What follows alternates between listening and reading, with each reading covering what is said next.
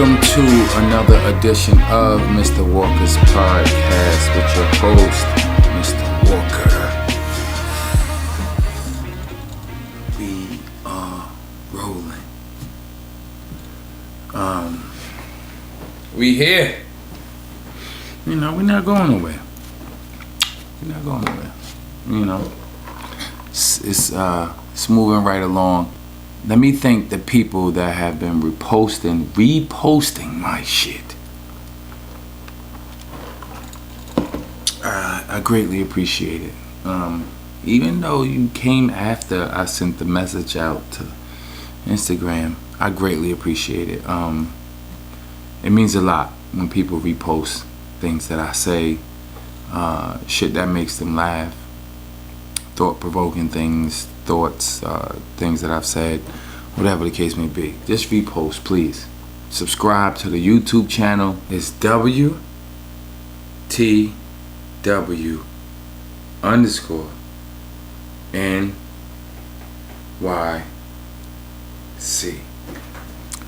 on YouTube. Please hit the subscribe button, like, follow, share, and keep supporting. I greatly appreciate it. But tonight we are going to get into a topic that I've been trying to avoid, but I think it's time. That we discuss this. Now, mind you, the topic is, do people still date with a purpose? But we're gonna take some turns off and come back, so just bear with me. And I came up with this topic because it's a lot of people getting divorced, and the celebrities, and I'm hearing a lot of different conversations from men that I know that only want like a specific thing from a woman, and that's that ass.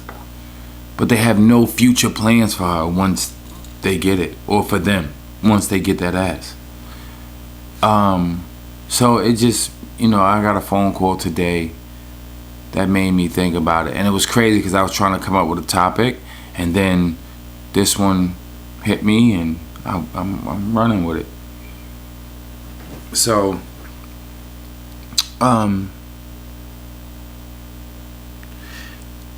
I don't know if men, not like men that aren't married, or men that have kids already but not married, and their partner, they're separated from their partner.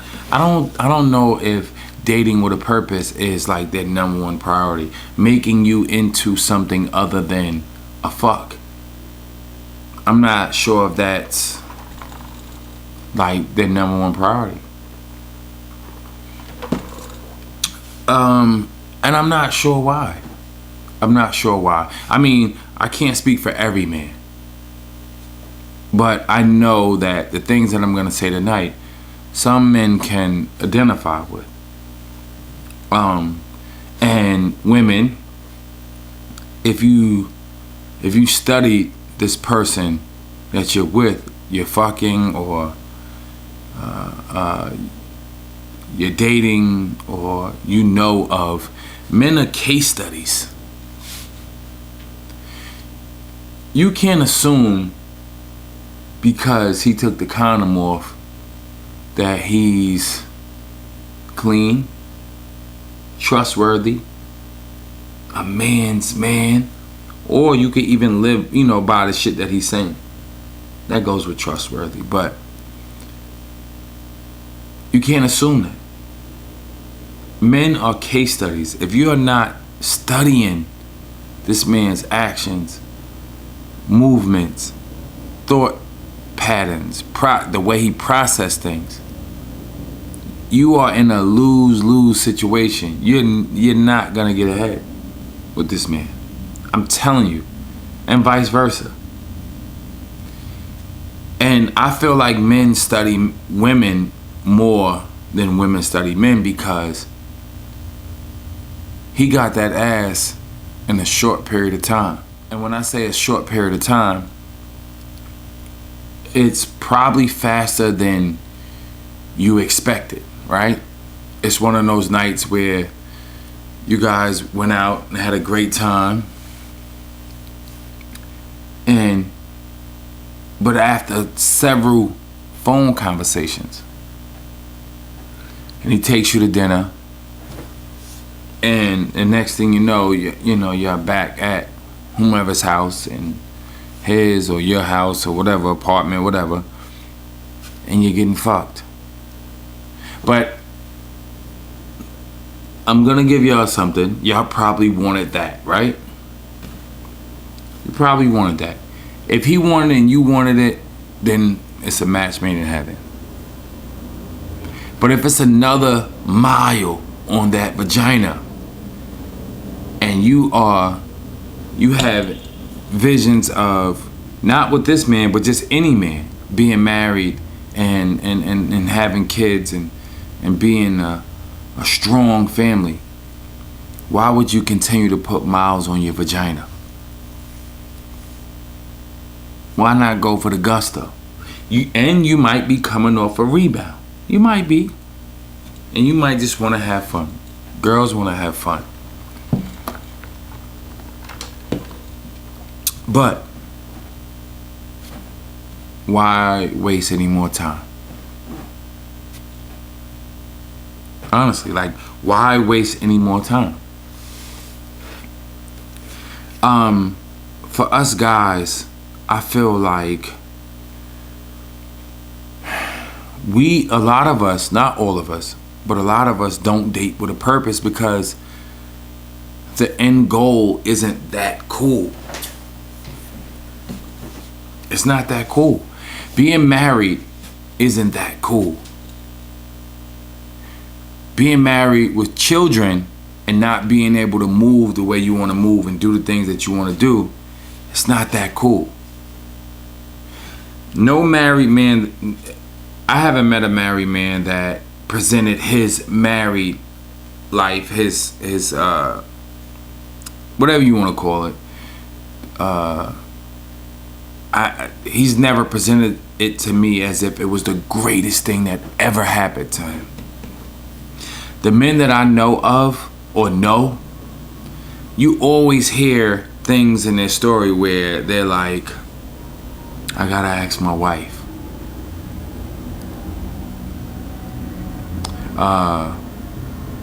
Let me consult with her first. And some men even go further than that. They're disgusted that they're in a position that they're in as far as being married and not being able to move the way they want to move. I'm telling you. And getting married, all these things are happening, right? Like, he's not physically attracted to her anymore. She let herself go. The things, the food that she sort of put on the hook, the big worm to reel your ass in. You realize it was some bullshit. It was silicone. It wasn't a real worm. But your ass bit. And she dragged your ass in the boat. And you been filleted. That's real. And by that time, it's too late. Because you got a junior. Yeah. This little motherfucker running around the house. Y'all trying to find places to fuck. You know what I mean? Yeah. He just bad as shit. Her sister always want to come over and play spades and fry fish, fried chicken, all your goddamn clothes and your sofa. That's cloth. That's probably suede or flock or whatever material. Smells like chicken and fish. And every time you plop down on it, the smell comes out of that motherfucker. Febreze can't even help it. Her daddy want to come over and always fix shit. Her young sister want to creep around with different guys and bring them over to your house to see if you approve or her sister approve. Yeah, real shit. They always want to grill. You laid off the pork. They just want to fry some pork up and grill some pork. Yeah. You like to play spades, right? Joker, joker, deuce of diamond, deuce of spade. But they flipped it. Because the sister, the older sister with the gold tooth and the cut across her face, she been locked up. So she don't play with the diamonds as the spade. And you upset. Because that's how you play. You've been playing. But you married to the sister of this woman. And they tight-knit. It's a tight-knit family. And you feel like you losing yourself in the process. You like to play 5-card stud, poker, and this family come over her playing Omaha. What do you do then? I'll tell you what you do. You probably won't like my answer, but I'm gonna say it. You need to set some bear traps. Beer, not beer like drinking. I'm sorry, I got probably like a little accent for you out-of-towners. But a bear, like the Cocaine Bear, that fucking stupid movie. Like, you probably need to set some bear traps. Yeah, for that sister with the gold tooth and the cut across her face. Her, that daddy, that sister. You just need to put food in the garbage outside. And it's poisonous. And the garbage goes out the next day. That old Ricky the raccoon ass little motherfucker gonna come sniffing. She might even get in that garbage. Alright, listen. Look, I'm just being silly. But I'm serious. I know you're probably looking at my drink. It's a little something. Concoction I mixed up. But you know it's whiskey. That's all I drink. Whiskey, bourbon, scotch. Brother, sister, first cousin. We don't do no vodka. You will never see me drinking no Hennessy. Fuck all that shit. Motherfuckers that look like if you touch them, they fucking will explode. Motherfuckers that drink Hennessy got the gout. And I know that come from red meat and all that other shit. But motherfuckers that drink Hennessy got gout. And they got that sugar. Don't mind me. That sugar means diabetes. That's what the older folks call diabetes, that sugar. They all silly acting. Even the old folks.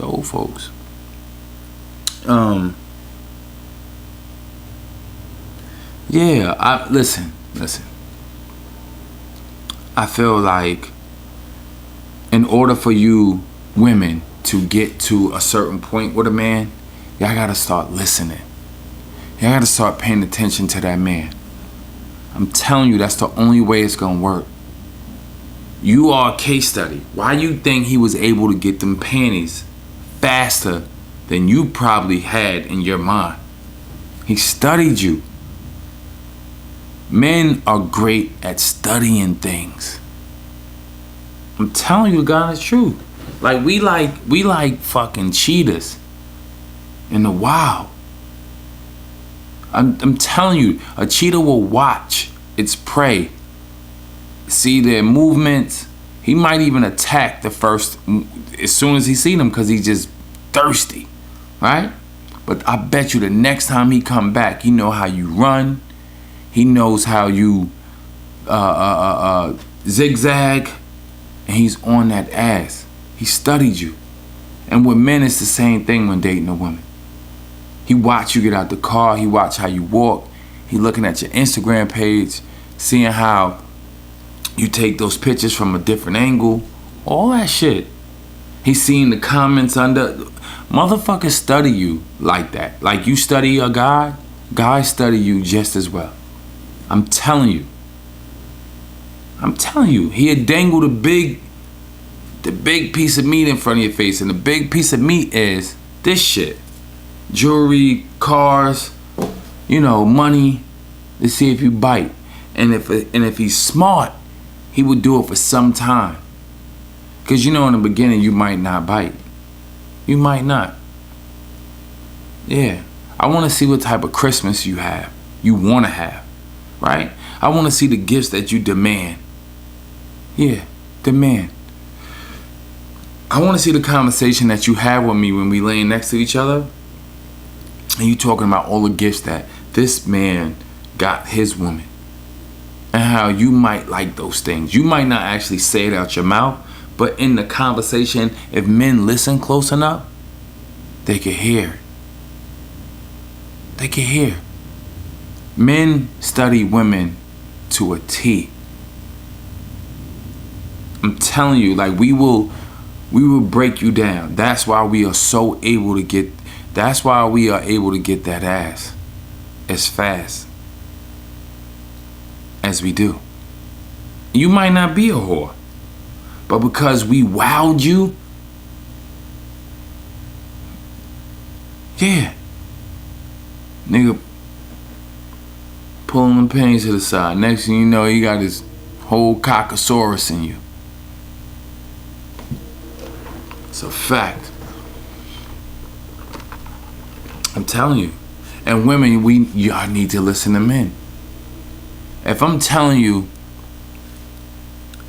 I need you to be a whole whore in the house. Soon as we come through the door, your fucking costume comes off. That costume that you had on outside that door, that shit that y'all wear. Or the person that you want people to perceive you to be. When we come through this door, instead of your name being Latasha, or Tasha, or Michelle, or Ricky, or Rachel, or that American, good old American name. I need you to be Santricia, LaQuisha, Beatrice, Big Booty Judy. Yeah, I need you to be her all through the house. Yeah. Make me wanna fuck you while you're making me some eggs. You know what I'm saying? That little goddamn junior running around. I wanna meet you somewhere in the house. A sneaky link in the house. Yeah. It gotta be that. It gotta be that.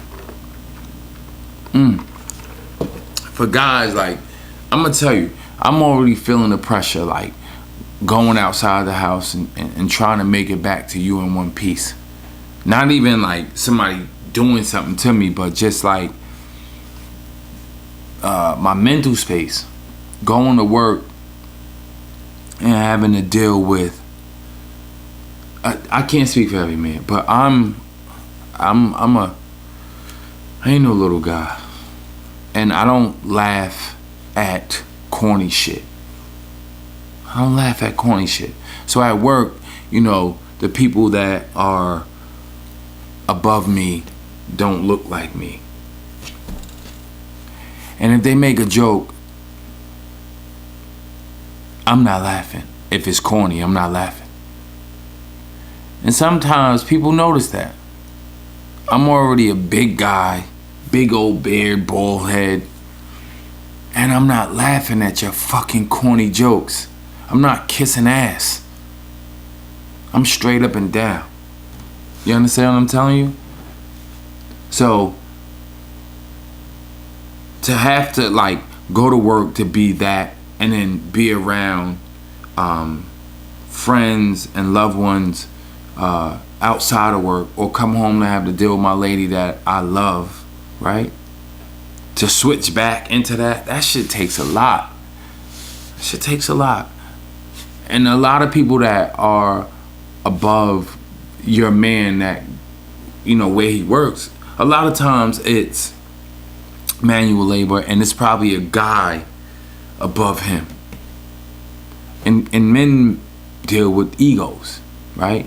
And a lot of testosterone, like, you know what I'm saying? So having to, like, that constant battle at work or with these people outside y'all world, to then have to come home to deal with you, to transform back to the normal person, that shit is a lot. That shit is a lot. That shit is a lot. I'm gonna tell you some real shit. Like, I don't wear certain clothes to work. I won't drive a particular car to work that I have. I won't have certain conversations at work because it's giving them too much, right? I don't want y'all to know that I got this goddamn beautiful car, right?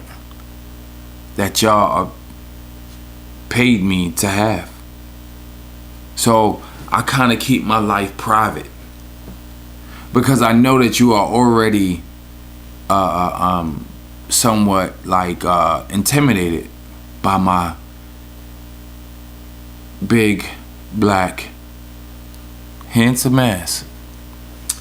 You know, I know you're already intimidated by it. You know what I'm saying? So I don't want to not to say I go to work shabby, but it's a certain way that I live at work versus the way I actually live outside. Because people aren't fond of you being better than them. And it's outside of our community as well. People in our community are already like, you know, it's hard to like be amongst men that had things given to them. They had things given to them.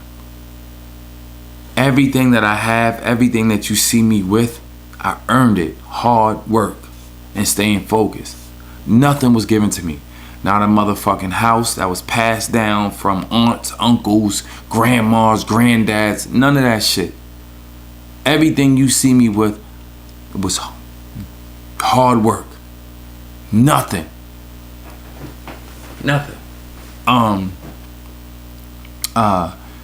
There's no help waiting, right?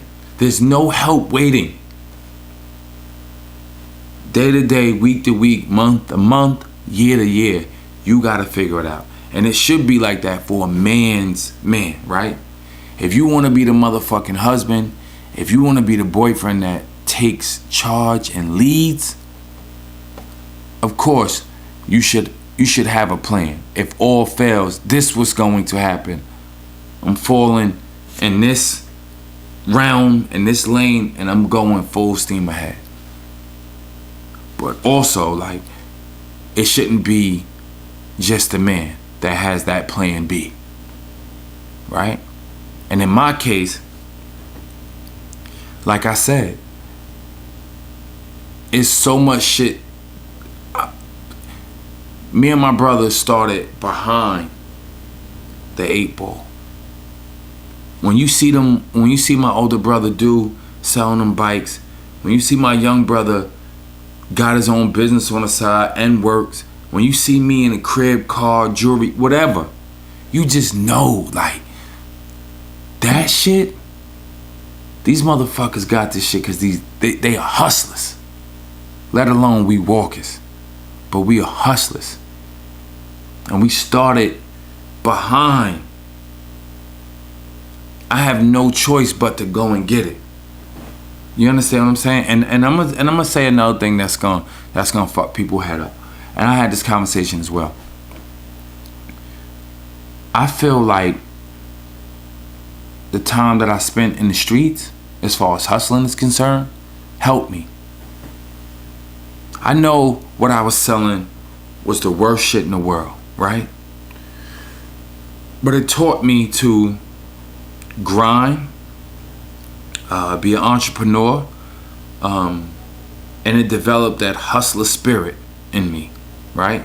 If you give me a couple dollars, I could turn that shit into something, because I know many different hustles.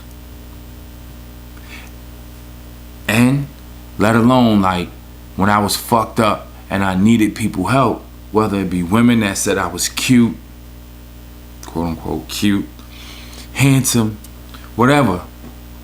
I remember my older brother told me I was jammed up one time. Real bad. Real bad. And he said to me, he offered me some money. This was years ago. He offered me some money and I didn't take it. And he said, yo, like, what's wrong with you? Why you ain't gonna take it? I'm like, He said, yo, listen to me. Don't think that girl that told you that you was handsome or cute, or even that chick that you laying that dick to is coming. They not coming. Take this money.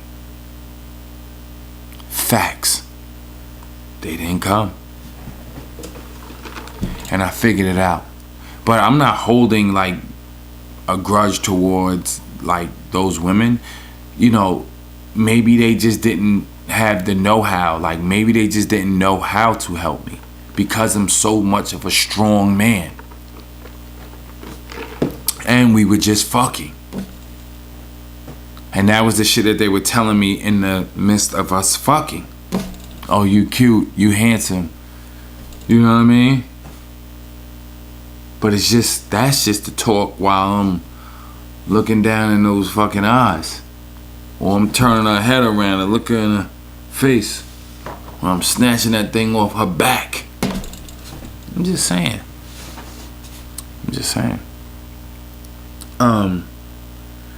But all in all, I do think that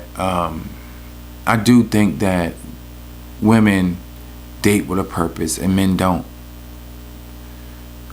You know, because I think men are afraid of giving up some sort of independence. And to preach that to another man, it doesn't sound appealing at all. In order for you to preach the word to someone, you have to kind of like show and prove, right? I told a story in my Mr. Walker stories, my 1996 Mr. Walker stories. If you haven't heard them, go in my stories and listen to them. I won't get on here and tell you what's true, what I added, but there's some truth in all the stories. A lot of truth. But when I was on the block, one of my friends wanted to get in the streets, and it was, you know, because his peoples was splitting up, his moms and his pops. But I also made it look great. I had jewelry, I had a car, I didn't have a car at the time. I had jewelry, I had Avirexes, I had sneakers, you know, I had everything that a young 16-year-old kid would want, right? And besides his parents, you know, deciding to go their separate ways, I also made it look sexy. You know, I presented the look. So, and on top of that, like, I think that anybody that is attracted to the opposite sex, not even or a street guy, like if I'm trying to groom a young boy, right, to be a killer or to be a dealer, I gotta make it look appealing and fresh and dope, right? In order to suck them in. That it'll be an easier, you know, a hook on the bait, so to speak, and pulling them in the boat if the worm is big enough. You understand what I'm saying? Like, I don't think anyone would be able to attract a woman if they were dusty and nasty looking, but you put that shit on and you don't have to even be the best looking guy. If you smell great, you'll go get her, and funny, you can get some ass. You don't have to check all the boxes. You don't have to check all the boxes. But, and the same thing for like when it comes to dating with a purpose, or the end goal, whatever your end goal may be, fucking with this particular person. If it's marriage, you gotta make it sexy enough for this man to where he feels like he's gaining and not losing anything. Like he's marrying his best friend.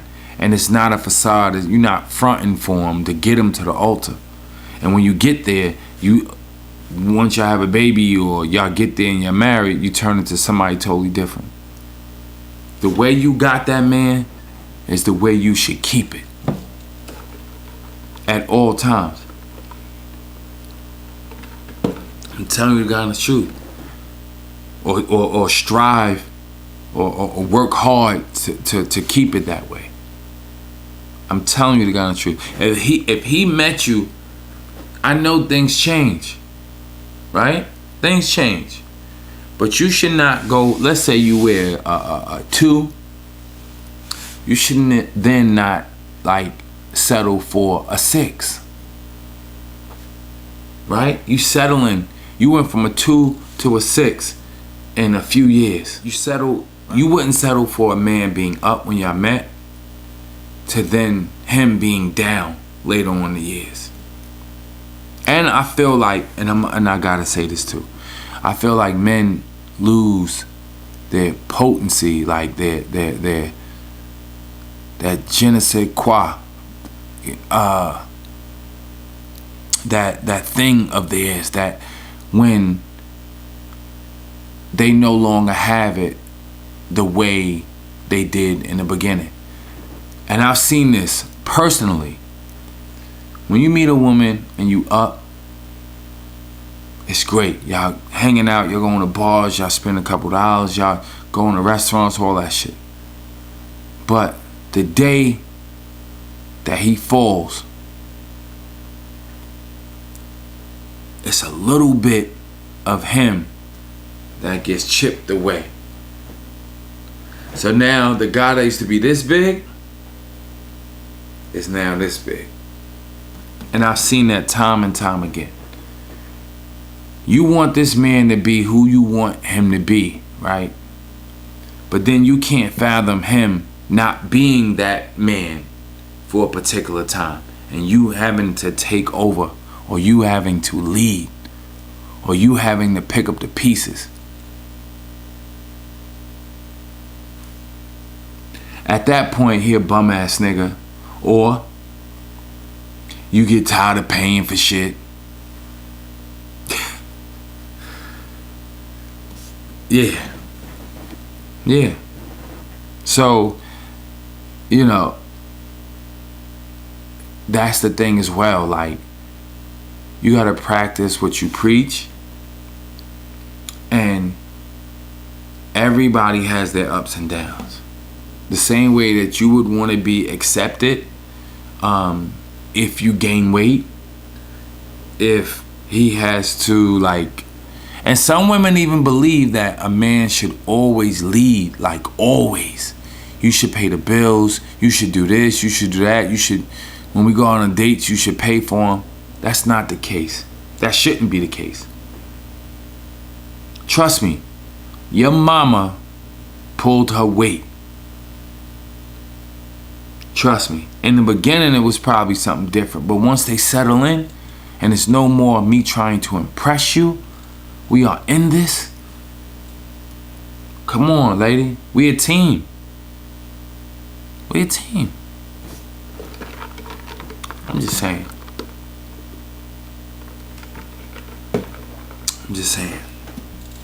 So, I think that in order for two people to date with a purpose, it has to remain, like, it has to keep some sort of sexiness to it. Yeah. I really believe that. It has to keep some sort of sexiness to it. some sort of like the two parties, the two people involved have to be somewhat intrigued by the other. Yeah. I think that's the only way. You know what I'm saying? Because you're supposed to be with your best friend. You're supposed to marry your best friend. You know, people go their separate ways very often. Look, I'm doing the show by myself. People still fuck with me. We keeping it moving. You know what I'm saying? It happens. The end goal should always be the end goal. And you should always work to keep it that way, mentally and physically. And nothing should stop what you have in mind for yourself and your partner. Dating with a purpose, does it still exist? Is it still alive? Does it even matter anymore? Is it just about fucking? Is it just about fucking? Is it just about fucking?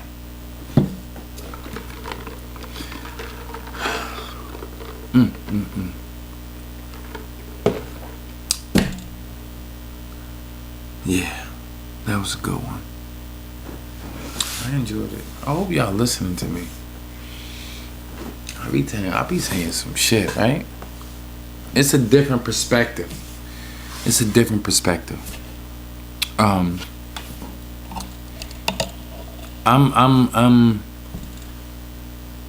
not married. I don't even have any kids. And I chose I through the years I was very careful.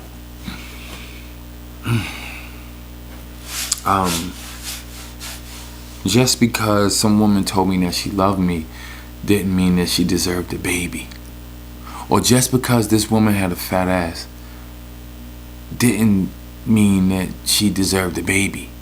Just because this woman was a doctor, a lawyer, I'm trying to figure out what other type of professional women I dated. Cop, CO, model, porn star.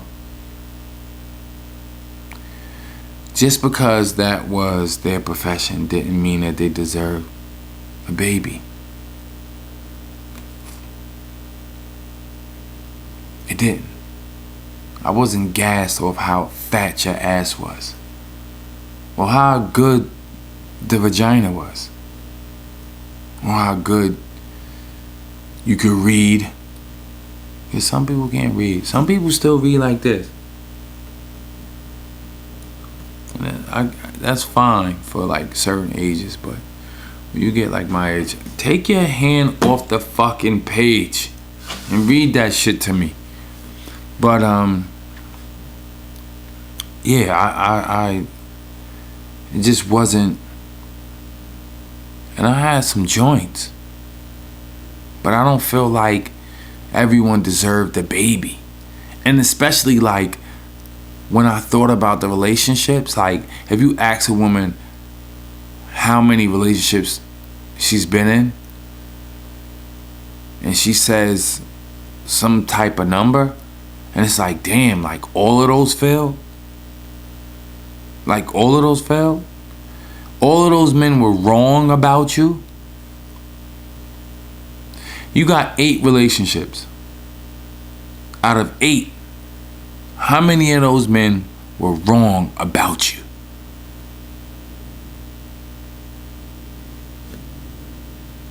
And if you tell me and I see certain things, like, then it's like, all right, but I'm with helping you change those things. That comes with communication and us paying attention to one another. And being a case study for one another. Like I said, if I met you and your back was as thin as a skelly board. And 3 years later, it's as big as. You should always try to keep it as sexy as possible for your man. Always. And I'm telling you, dating with a purpose, it'll be an end goal. Trust me. The end goal that you would probably want. So listen. If you're dating with a purpose, listen, pay attention. Your partner should be a case study. I'm telling you, take in the notes, write it down, and work on that shit.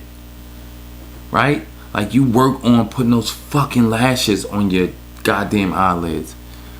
Like you work on getting that baby hair just right. Or letting that makeup bake. Yeah, that shit. Yeah. That's how your partner should be. A fucking case study for years. Until you nail it. I got him. Or I got her. I know what it takes.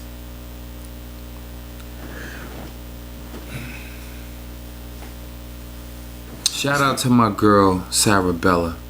That midnight bourbon. Child. That thing smell like something. I ain't even gonna hold you.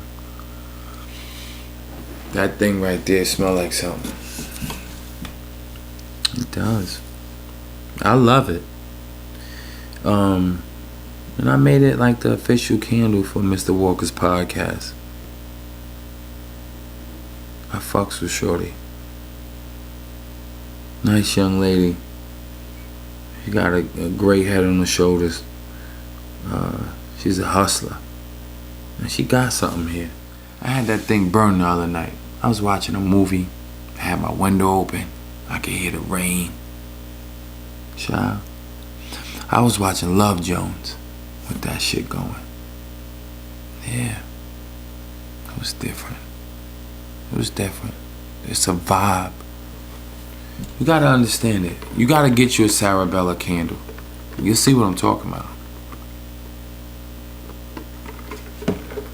It's a different vibe it gives you. I fucks with Shorty. She fucked with me. Never even met her in person. I spoke to her on the phone 3 or 4 times, maybe. I hope y'all got something from this conversation. I wanted y'all to. I'm going hard. Please repost my shit. I would appreciate it. To the suckers, you know, the guys that watch me and feel like they can't repost my shit for whatever reason. Whatever. To the women that repost my shit without me even asking, thank you. I appreciate it. And if you don't because you're married or you got some boyfriend that would feel some type of way, I understand, young lady. I get it. You know. But tell him I'm like a cousin or something, like a distant cousin that you haven't seen in years. Post my shit in the story so it'll go away after 24 hours. It's a whole fact. Factamundo. So with that being said, we gonna close out this motherfucking show. I hope that you got something from this. And we will start taking questions from women early in the week, so I can use your questions to answer on the show the following. So I'm looking forward to that. I'm sure it's gonna be interesting questions that come in as far as like questions for guys, or wondering why guys act a certain way or say certain things, and I hope I could be helpful as much as possible to your needs or your wants or things that you want to know about guys. So with that being said, we're gonna close out the show with "We Rollin' Bitches."